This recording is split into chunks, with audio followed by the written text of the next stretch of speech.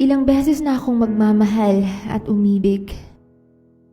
Ilang beses na ring nasaktan at nabigo sa ngalan ng pag-ibig. Ibinuhos ko ang pagmamahal na tunay at tapat, nang walang halong biro at walang halong pag-aanilangan, at hindi na naisip ang sarili ay tirhan. Ilang beses akong lumaban para sa isang pag-ibig na akala ko'y mayroong kasiguraduhan, ngunit yun pala'y pagpapanggap lang at puro kasinungalingan.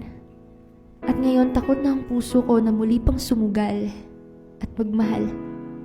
Dahil sigurado ako na ito'y mauuwi lamang sa pagdaloy ng mga luha at pagkaturog ng puso ko na umibig ng lubusan. Kaya hihintayin ko na lamang na dumating ang taong muling lulusaw ng mga agam-agam ko upang di na muling maiwang luhaan at di na muli pang masaktan. Dahil alam ko na sa tamang pagkakataon, pag-ibig ay ibibigay rin sa akin ng panahon at mga sugat ay unti-unti ring mahihilom.